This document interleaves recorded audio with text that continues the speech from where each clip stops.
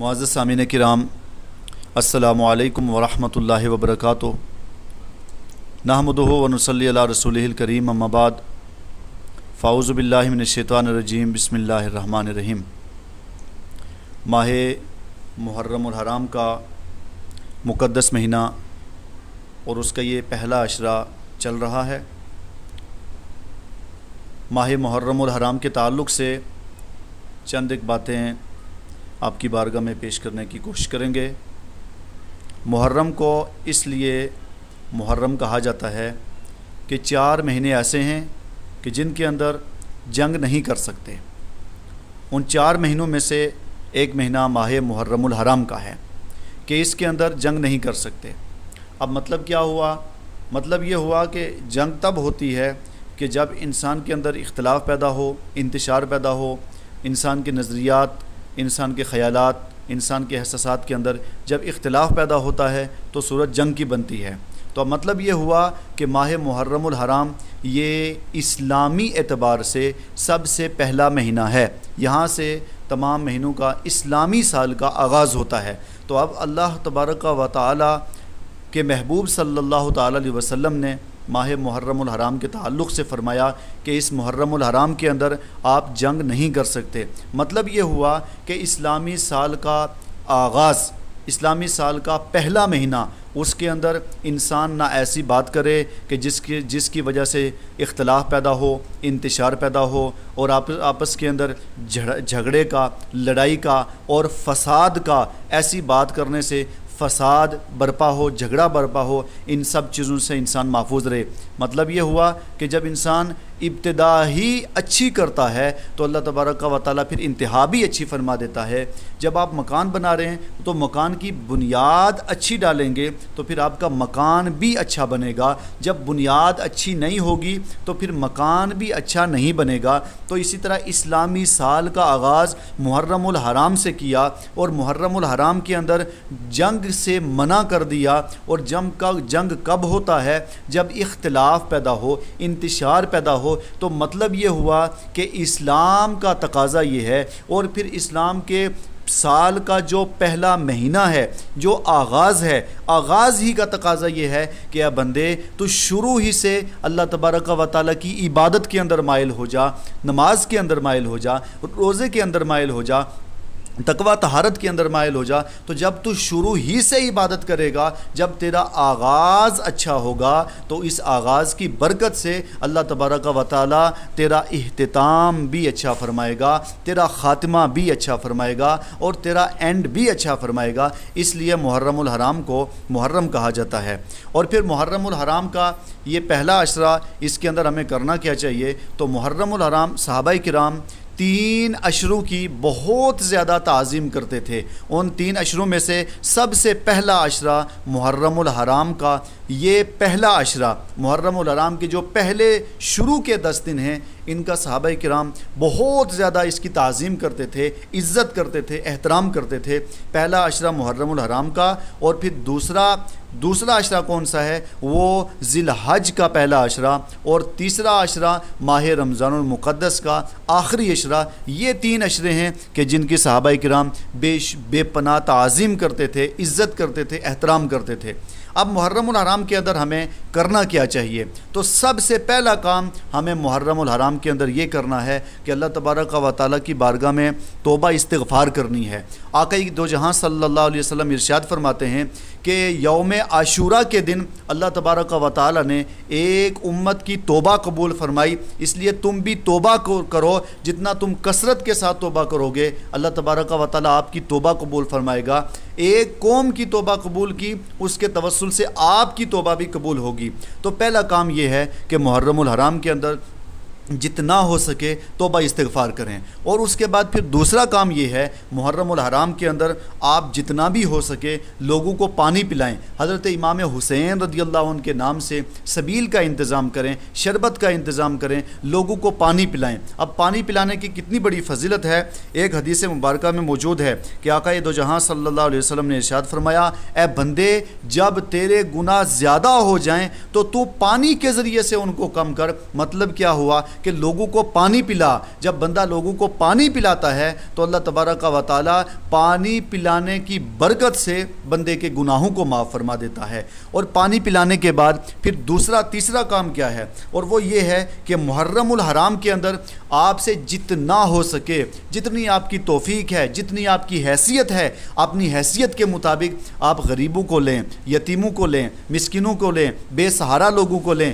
کہ جن کے پاس کھانے کے اسباب نہیں ہیں، پینے کے اسباب نہیں ہیں، آپ ان لوگوں کو کھانا کھلائیں، ان کو پانی پلائیں، ان کو تسلی بخش کھانا کھلائیں، پیٹ بھر کے ان کو کھانا کھلائیں۔ تو جب آپ کھانا کھلائیں گے تو الترغیب و ترہیب کے اندر حدیث مبارکہ موجود ہے کہ آقا دو جہاں صلی اللہ علیہ وسلم نے ارشاد فرمایا کہ جو لوگوں کو کھانا کھلاتا ہے تو یہ کھانا کھلانے والا آدمی اتنا خوش قسمت ہے، اتنا سعادت مند ہے کہ یہ کھانا کھلانے والا آدمی اللہ رب العزت اس کا تذکرہ فرشتوں کے اندر فرماتا ہے۔ اب آپ غور کریں کہ جس کا تذکرہ اللہ رب العزت کی ذات فرشتوں کے اندر فرما دے اس کا کتنا بڑا مقام ہے، اس کا کتنا بڑا مرتبہ ہے۔ ہم تو یہ کہتے ہیں کہ جس کا اللہ رب العزت فرشتوں کے اندر تذکرہ فرما دے ایسا آدمی جنتی ہے۔ اللہ تبارک و تعالی اپنی رحمت سے ایسے آدمی کو جنت عطا فرمائے گا۔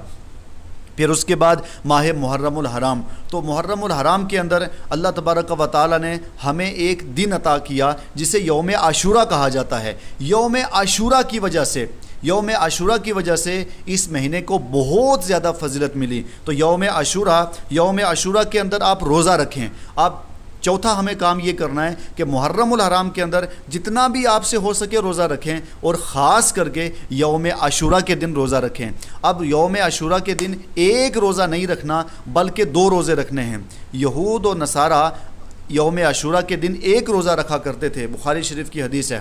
سرکار علیہ السلام نے جب ان کو روزہ رکھتے ہوئے پایا تو آپ نے پوچھا کیوں روزہ رکھتے ہیں؟ تو انہوں نے جواب دیا کہ ہم روزہ رکھتے ہیں۔ تو سرکار علیہ السلام آپ نے صحابہ اکرام سے ارشاد فرمایا کہ اے میرے صحابہ تم بھی روزہ رکھو۔ وہ ایک روزہ رکھتے ہیں اور تم 2 روزے رکھو۔ حضرت موسیٰ کے ہم زیادہ حقدار ہیں، انبیاء کرام کے ہم زیادہ حقدار ہیں، اس لیے تم 2 روزے رکھ کر کے اس دن کو مناؤ۔ تو یوم عاشورہ کے دن آپ روزہ رکھیں۔ اور روزہ رکھنے کی فضیلت یہ ہے کہ یہ میرے پاس الغنیہ لطالب الحق و طریق الاسلامیہ غوث اعظم جیلانی رضی اللہ عنہ کی طرف منسوب کتاب موجود ہے۔ اس کے اندر یہ روایت موجود ہے کہ جو آدمی یوم عاشورہ کے دن روزہ رکھتا ہے اللہ تبارک و تعالی اسے فرشتوں کا ثواب عطا فرماتا ہے، اللہ اسے حج کا ثواب عطا فرماتا ہے، اسے عمرہ کا ثواب عطا فرماتا ہے۔ غرض یہ کہ اللہ تبارک و تعالی اسے بے شمار ثواب عطا فرماتا ہے کہ جو یوم عاشورہ کے دن روزہ رکھتا ہے۔ اب یوم عاشورہ کسے کہتے ہیں؟ یوم عاشورہ 10 محرم الحرام کو کہتے ہیں۔ یوم عاشورہ کی فضیلت کیا ہے؟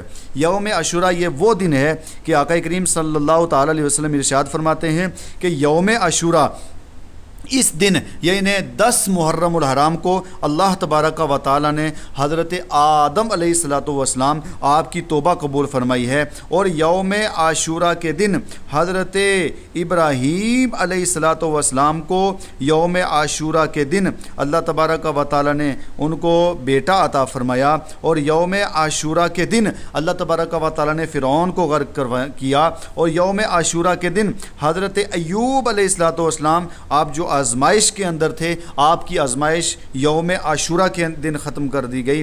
حضرت آدم علیہ السلام کی توبہ قبول فرمائی، حضرت عیسیٰ علیہ السلام کو یوم عاشورہ کے دن پیدا کیا، اور کربلا یوم عاشورہ کے دن قائم ہوئی، یوم عاشورہ کو کربلا بھی ہوئی، اور پھر آخری بات کہ یوم عاشورہ ہی کے دن قیامت بھی قائم ہوگی۔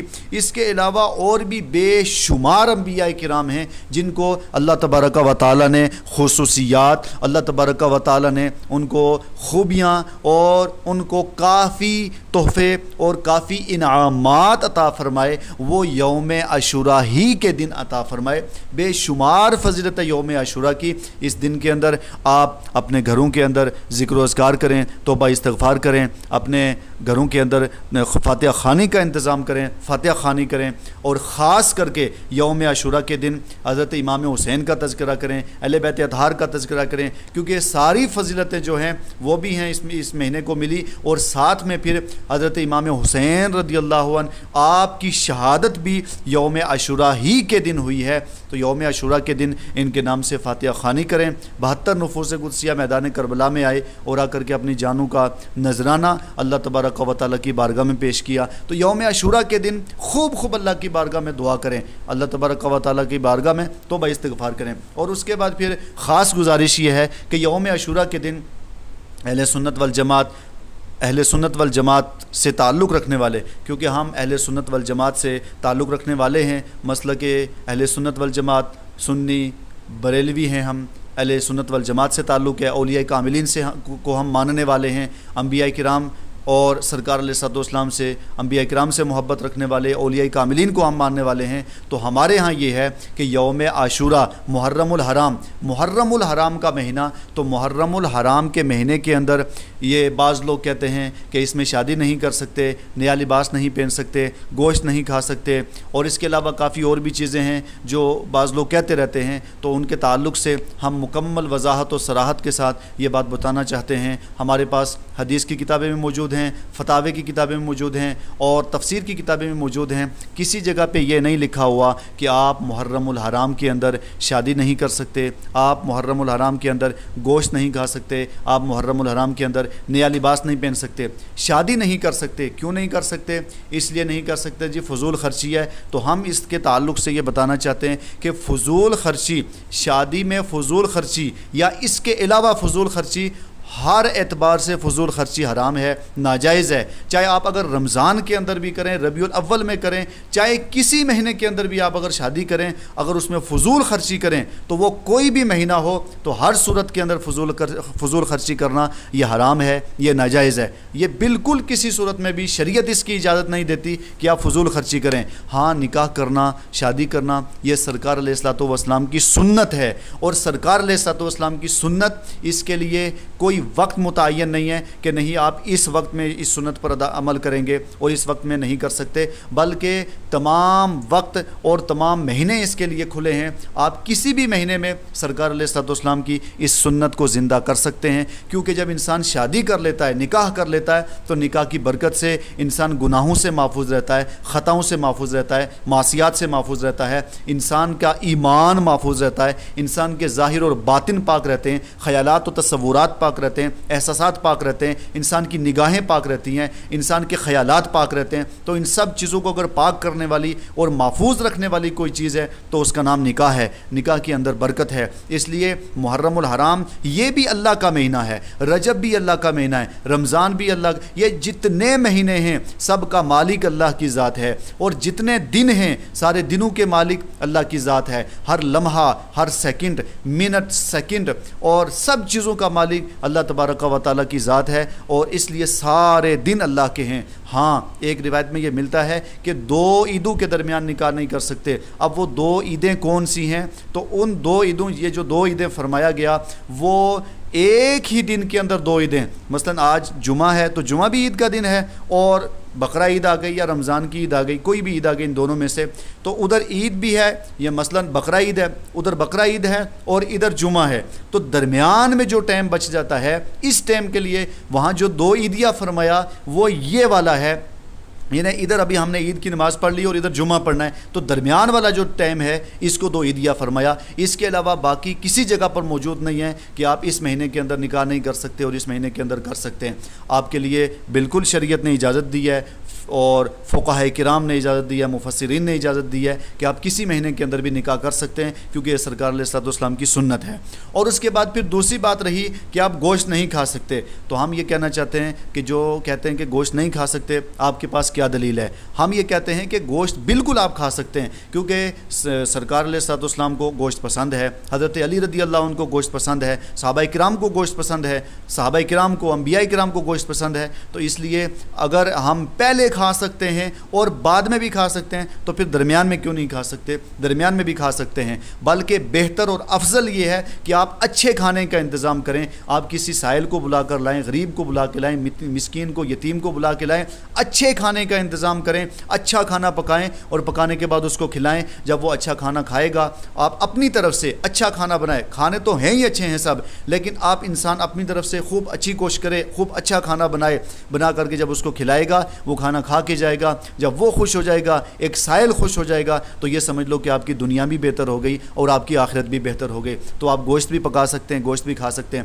اور اس کے بعد پھر تیسری چیز، نیا لباس نہیں پہن سکتے۔ بالکل آپ نیا لباس پہن سکتے ہیں۔ نیا لباس، الطہارۃ نصف الایمان، صفائی آدھا ایمان ہے۔ اگر آپ کے پاس پہلا لباس ہے، اسی کو دھل کر کے آپ صاف ستھرا کر کے اس کو بھی آپ پہن سکتے ہیں اور نئے کو بھی پہن سکتے ہیں، کیونکہ صفائی اللہ کو بہت پسند ہے، اللہ کے رسول کو بہت پسند ہے، اور صفائی ایمان کا حصہ، صفائی آدھا ایمان ہے، اس لیے آپ نیا لباس بھی پہن سکتے ہیں۔ جو آپ کے پاس لباس ہے اس کو بھی پہن سکتے ہیں۔ اور اس پر پھر آخری گزارش یہ ہے کہ بعض لوگ جو یہ کہتے ہیں اہل سنت والجماعت سے تعلق رکھنے والے، کیونکہ ہم اہل سنت والجماعت سے تعلق رکھنے والے، اولیاء انبیاء کو ماننے والے، تو ہم میں سے بعض لوگ یہ کہہ دیتے ہیں کہ نہیں اس مہینے میں یہ نہیں کھا سکتے، وہ نہیں کھا سکتے۔ ہم کہتے ہیں اگر آپ یہ کہیں گے کہ یہ نہیں کھا سکتے، وہ نہیں کھا سکتے، یہ سارا کچھ ہمارے ہاں سوگ کے اندر آتا ہے، اور یہ فتاوی عالمگیری ہمارے پاس موجود ہے کہ سوگ جو ہے وہ صرف 3 دن کے لیے جائز ہے۔ مثلا ایک آدمی کے گھر اس کا کوئی بھی انتقال کر گیا تو 3 دن کے لیے سوگ کر سکتے ہیں، اور 3 دن کے بعد پھر سوگ نہیں کر سکتے۔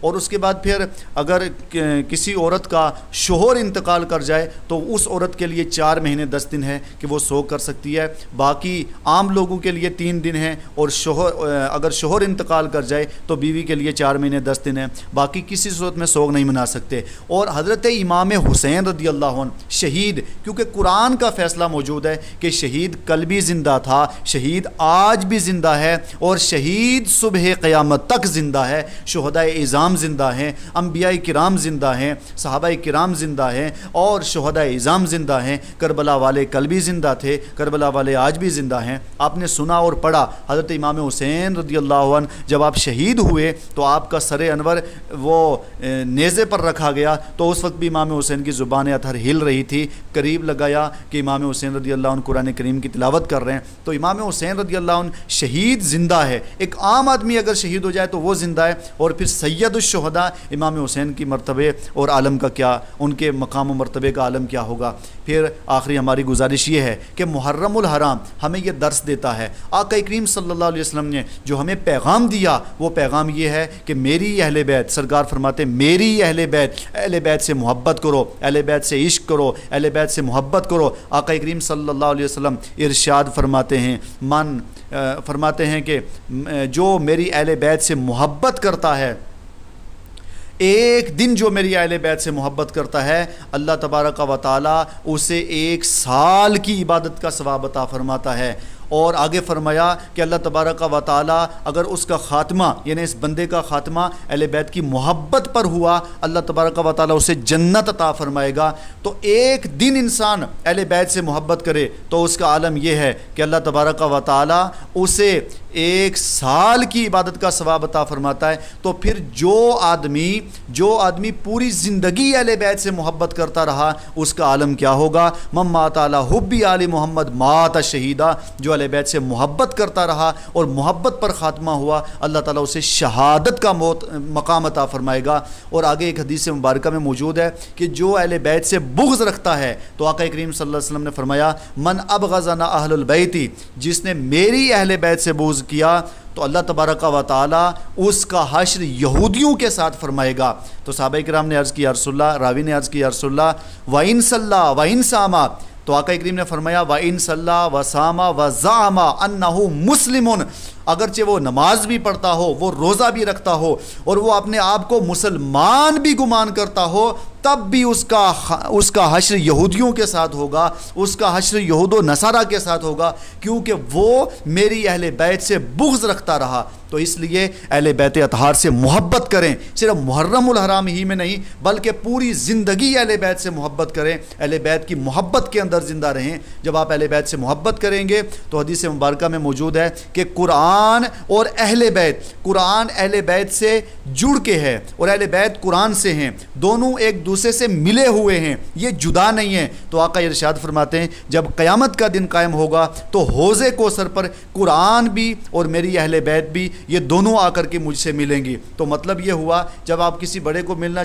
جاتے ہو، اپنے ساتھ چند لوگوں کو لے کر کے جاتے ہو، تو قیامت کے دن قرآن اور اہل بیت اپنے چاہنے والوں کو لا کر کے حضور کی بارگاہ میں پیش کر دیں گے، حوض کوثر پہ پیش کریں گے اور کہیں گے یا رسول اللہ یہ وہ لوگ ہیں جو دنیا کے اندر ہم سے محبت کرتے رہے، ہماری محبت کا تذکرہ کرتے رہے اور ہم سے عقیدت رکھتے رہے، آج ہم ان کو آپ کے حوالے کر رہے ہیں۔ تو اس وقت پہ سرکار فرماتے ہیں سب سے پہلے قیامت کے دن اللہ تعالیٰ جب مجھے اجازت دے گا تو میں سب سے پہلے اپنی اہل بیت کو اجازت دوں گا اور میری اہل بیت جس کو چاہے گی اس کو شفاعت کر کے جنت کے اندر داخل کرے گی۔ اللہ تبارک و تعالیٰ ہم سب کو اس نے عمل کی توفیق فرمائے۔ محرم الحرام کا ادب کریں، احترام کریں، اپنے لیے، عالم اسلام کے لیے، سب کے لیے دعا کریں اور اس مہینے کے اندر خوب خاص کر کے غریبوں کو، مسکینوں کو، یتیموں کو کھلائیں، اللہ کی بارگاہ میں توبہ استغفار کریں اور امام حسین رضی اللہ عنہ کی سیرت کا مطالعہ کریں، اہل بیت اطہار کی سیرت کا خود بھی مطالعہ کریں، اپنے بچوں کو بھی ان کی تعلیم کو سکھائیں،